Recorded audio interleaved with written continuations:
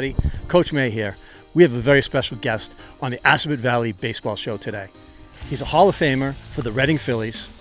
He's a two-time MVP, AAA winner. Watch him go yard. 先ほど7回のピンチは素晴らしい気迫の投球を見せました田中将大。ライトへまたまたバーナムジュニアがやりました。1対1同点。田中将大から久々の得点をロッテが挙げました。18イニングぶりの得点は貴重な同点弾バーナムジュニア。この7月存在感を見せつけるバーナムジュニア第4号田中から打ちました。いやー田中のボールを捉えました。1対1。い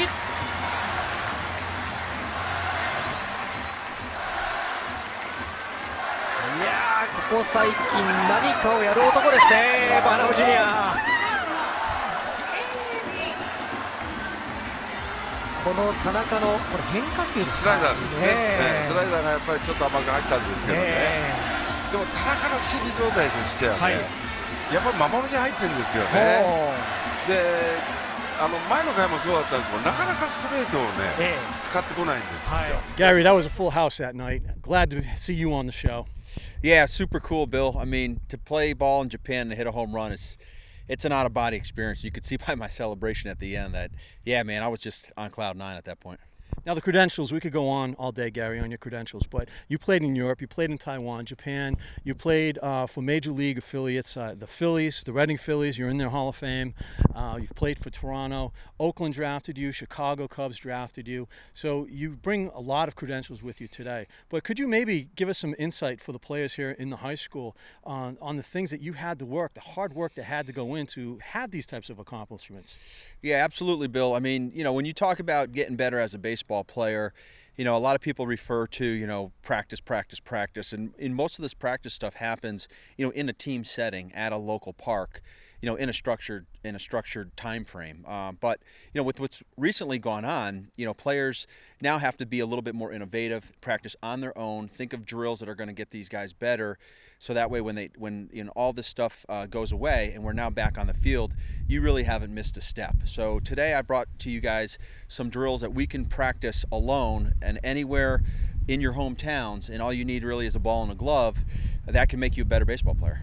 Well, that's great. Thanks for bringing those on. And Gary, just a quick shout out to my Aunt Patty and my cousin Ken, because they're from South Windsor and they know you and big fans of you big time. So I'd be remiss if I didn't give them the shout out. And thanks for bringing those. Let's get to it. Let's do it. All right, guys, we're here with my man Zach May, an Assabet alumni, fantastic hitter, fantastic player, and a college baseball player. I've had the pleasure of working with Zach for a long time now, and I drove up here from South Windsor, Connecticut to help you guys with your game today. Okay, so today what we're going to do is we're going to work on some fielding drills. Everybody here needs to know how to field a ground ball, set their feet, and fire it over to the target, whether it's second base, first base, home plate, or third base, okay? And what we're going to do here is we're going to play basically wall ball. You could take any ball that you have in your garage or in your house, whether it's a baseball, a lacrosse ball, a tennis ball, a racquetball, anything that bounces, and you're going to find yourself a brick wall in your local neighborhood, okay? All right, Zach, this is what we're gonna do. This is how I want you to set up, okay? So what I want you to do is I want you to get yourself in a basic fielding position, okay? As if the pitcher is throwing the ball to the strike zone, okay? And what you're gonna do is I want you to take the ball like a little dart and throw yourself a ground ball off the wall and come back and field it. But when you field the ball, what I want you to do is I want you to set your feet, and I want you to transition yourself to your target and actually get your arm up to your ear as if you're making a throw, okay? So go ahead. Perfect. One more and then pause. Okay, right here. This is perfect form right here. Guys, I want you to notice one thing here. Zach's feet are in a straight line to his target, which is the first baseman. His elbow is pointed at the target's chest, okay? And he's got the ball up in the air right by his ear, and he's on top of the ball, okay? This right here, guys, is an excellently perfect position to be in to make an accurate throw, okay?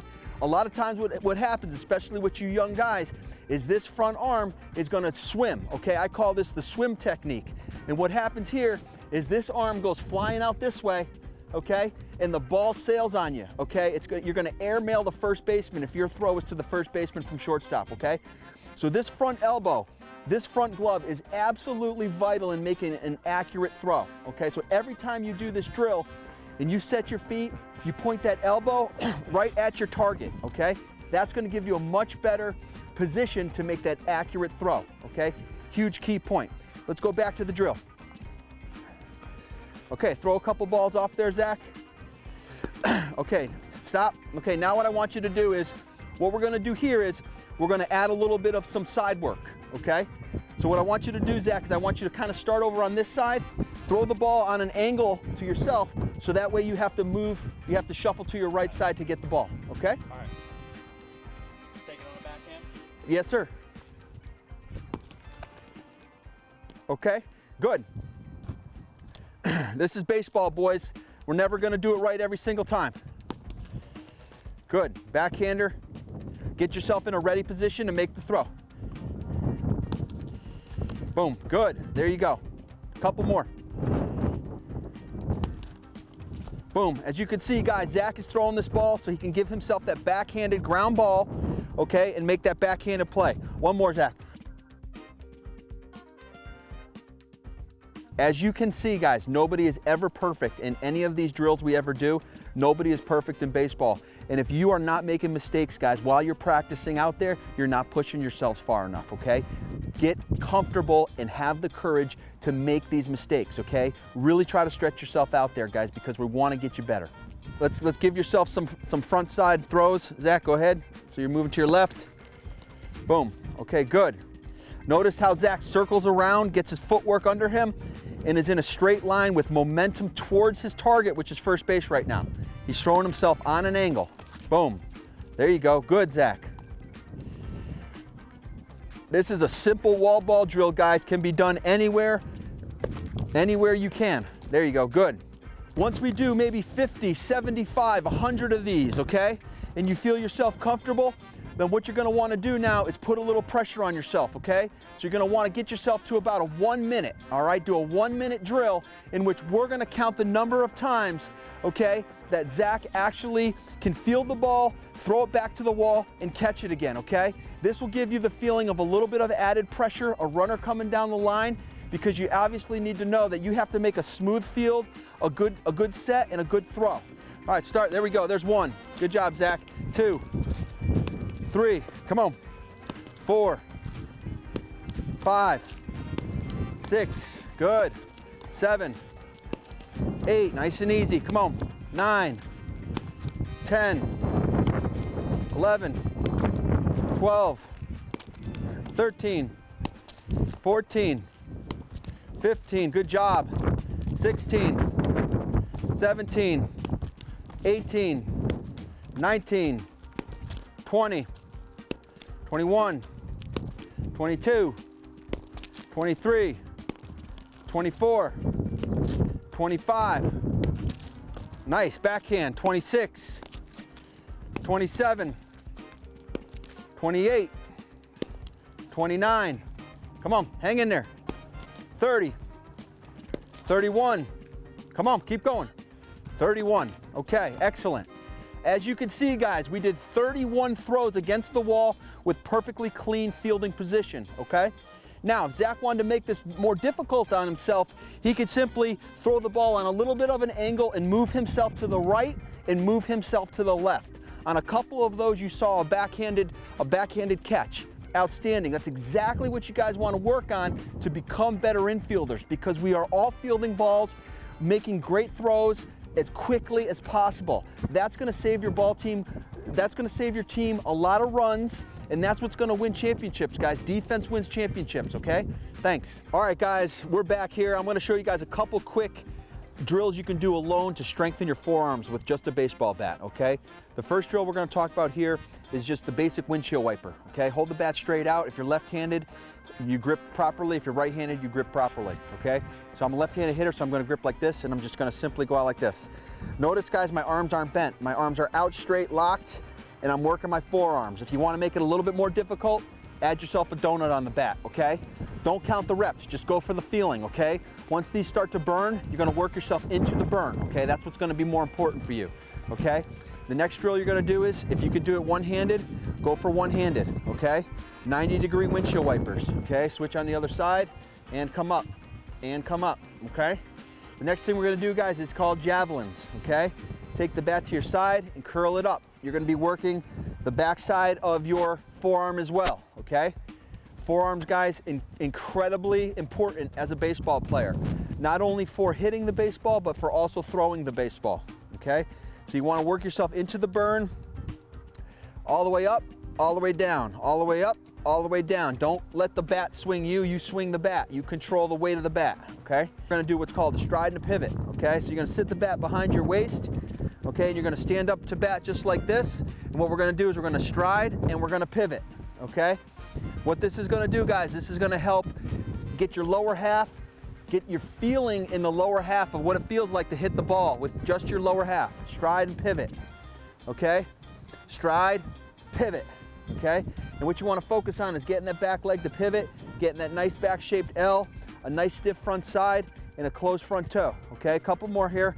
Stride and pivot, all right? If you have a tee and you want to hit the ball off the tee, that's another advanced portion of this drill, okay? In which you can actually hit the ball in a stride pivot position, okay? And finally, the one last drill I wanted to show you guys is basically as you're walking up to the plate, okay?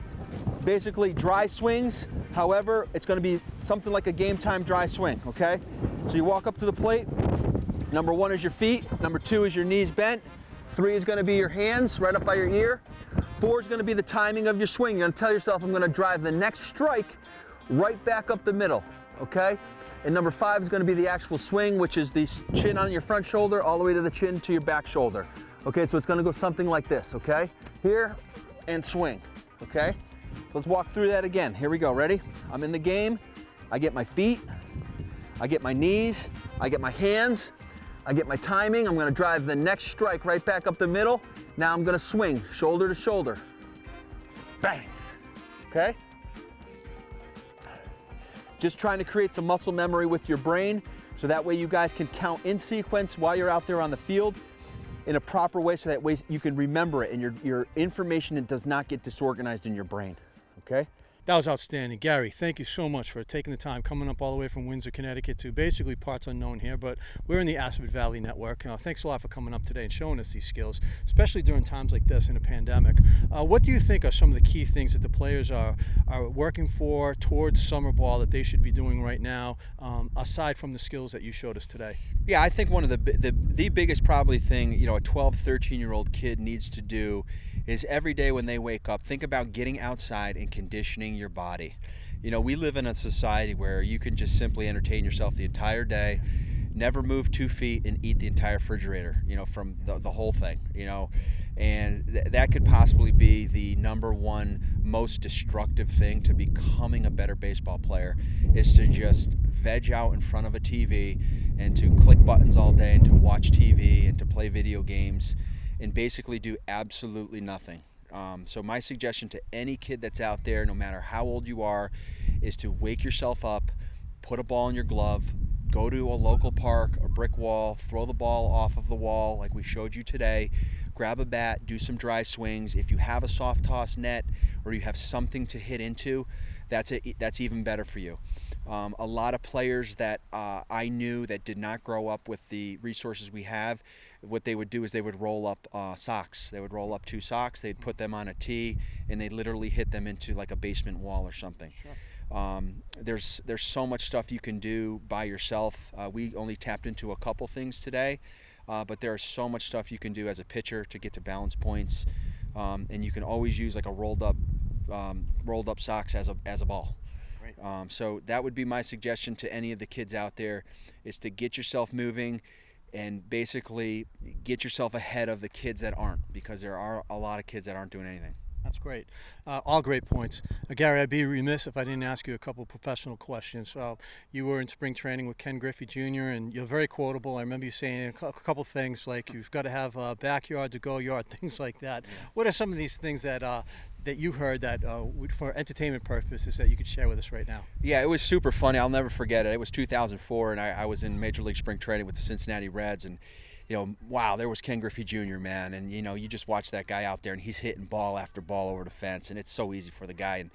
And, I was like, wow, let me try to get a batting tip from Ken Griffey Jr. And, I'll never forget. I said, hey Griff, what's your secret, man? What is it that you do that other players don't do? And he said, and he was real funny. He talks like, the kid in school that gets in trouble all the time. And he says, man, what you want to do is you want to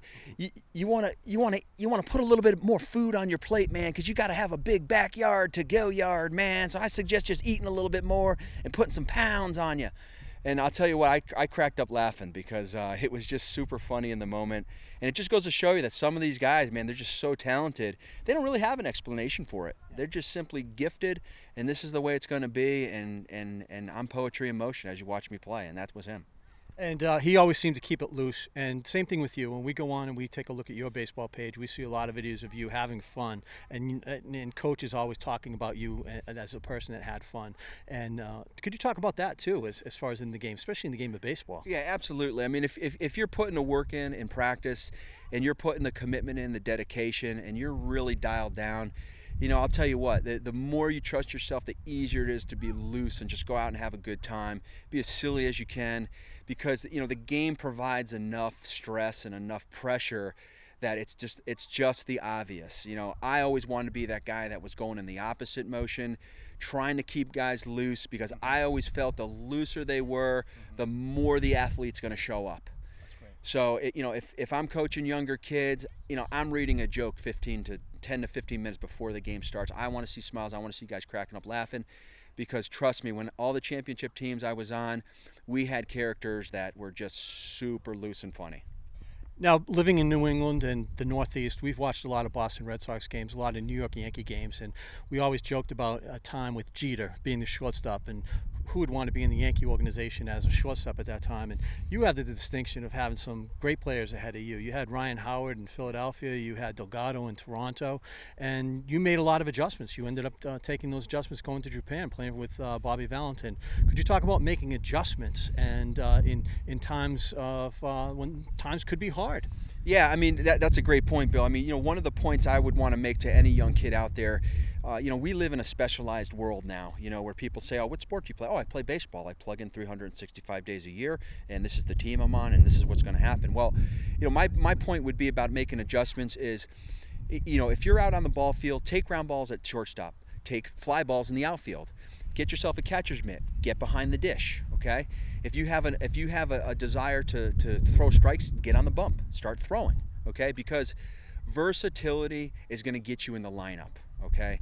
If you're a guy that is halfway athletic, that wants to be in the lineup, your chances increase if you can play multiple positions. So making that type of adjustment and having the awareness to say to yourself, geez, we got 4 shortstops out here, but you know what? Out of the corner of my eye, I only see a third baseman over there, and I don't really think he can play as good as I can. Go grab your third base glove and go over there and start taking ground balls. And start telling the coach, hey, man, listen, I play multiple positions here, and I'm ready to play. I'll do whatever it takes to get in that lineup. That's outstanding. Gary, thank you so much for taking the time and talking with us today and showing us some drills that can help young players in high school. For the Assabet Valley Baseball Show, I'm Coach May. And again, thank you very much to Hall of Fame Reading Phillies star player, Gary Burnham. Thank you, Gary. Thank you, Billy.